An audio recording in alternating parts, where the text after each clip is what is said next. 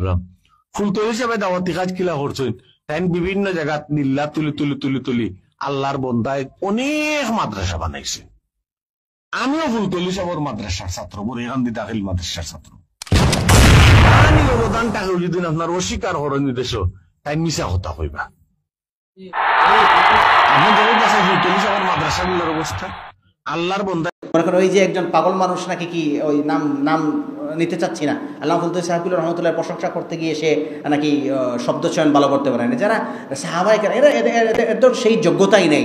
যারা সাহাবায়ে কেরামের শানে শব্দ চয়ন ভালো জানে না, যারা রাসূলুল্লাহর শানে শব্দ চয়ন ভালো জানে না, তাদের কাছ থেকে আপনি একজন আউলির শানে শব্দ চয়ন ভালো কিভাবে আশা করতে পারেন?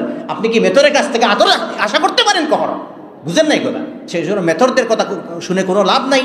আল্লাহ ফুলতলি সাহেবুল্লাহ রহমতুল্লাহ এই জীবনের কত যদি 100 বছর 80 বছর 90 বছর কোরআনের খাদমতে কাটাই নিয়ে গেছেন। আল্লাহ ফুলতলি সাহেবুল্লাহ রহমতুল্লাহ আলাইহি কি বাড়িতে ভিক্ষা করে বলছেন। আপনার সংগঠনের অনেক মানুষ মারা গেছে, আমরা যদি বলি লাঠি খাইতে খাইতে মারা গেছে, যদি দরদ দেখাই আর বলি যা ও লাঠি খাইতে খাইতে মারা গেছে, দুঃখ লাগে।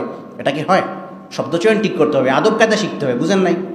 কারণ বেয়াদবের জন্য ইবলিসের এত জ্ঞান থাকার পরে লাঞ্ছিত হয়েছে, বঞ্চিত হয়েছে, আস্থা করে পড়েছে, ইতিহাসে সবচেয়ে নিকৃষ্ট মানুষে নিকৃষ্ট সৃষ্টিতে পরিণত হয়েছে। সুতরাং যদি একজন ইনসানের মধ্যে আদব না থাকে, একজন বুজুর্গের সামনে কীভাবে কথা বলবে, সাহাবায়ে কেরামের সামনে কীভাবে কথা হবে, আল্লাহ রাসূলের সামনে কীভাবে কথা বললে, তাহলে নিঃসন্দেহে উলাইকা কাল আনআম বাল হুম আদাল, এরা চতুষ্পদ জন্তুর চেয়ে আরও নিকৃষ্ট। চতুষ্পদ জন্তুর না, এদের চেয়ে আরও নিকৃষ্ট, যারা এদের মধ্যে আদব নাই। আদব মানুষকে সবচেয়ে যুগ বিজেতা বানিয়ে ফেলে, আদব মানুষকে মহব্বতের অধিকারী বানায়।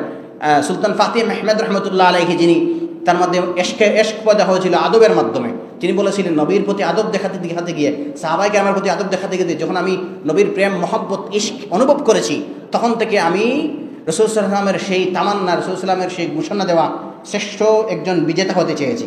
কনস্টান্টিনোপল বিজয় করেছেন, যে নবীজি যাদেরকে বলেছিলেন সেই আমির কত না শ্রেষ্ঠ আমির হবে, সেই সৈন্যরা কত না শ্রেষ্ঠ সৈন্য হবে, সৈন্যদল হবে যারা কুস্তুনতুনিয়া বিজয় করবে। সুতরাং যারাই আদব শিখেছেন তারা যুগে শ্রেষ্ঠ হয়েছেন, ইতিহাসে শ্রেষ্ঠ হিসাবে রয়েছেন। আর যারা বেআদব হয়েছে ওদের মতো, তারা ইতিহাসে সবসময় আস্থা করে পড়েছে, নিকৃষ্ট গর্হিত ইনসান হিসেবে প্রতিষ্ঠিত হয়েছে। এই যেমন আমরা সবাইও ধিক্কার দেওয়ার জন্য আর কাউকে খুঁজে না, সবাই ইবলিসকে খুঁজে। আর গালি দেওয়ার জন্য আর কাউকে বলে না, এজিদের ঘরে এজিদ বলে। বুঝেন নাই? এইরকম। সুতরাং আমরা আদবওয়ালা হবো, কাউকে আমাদের কারো বড় কাউকে আঘাত করবো না। প্রশংসা করতে হলে প্রশংসার ভাষা দিয়ে প্রশংসা করবো। যদি সমালোচনা কখনো করতে হয়, আমরা সেই খারাপ শব্দগুলোকে চয়ন করবো না ইনশাল্লাহ।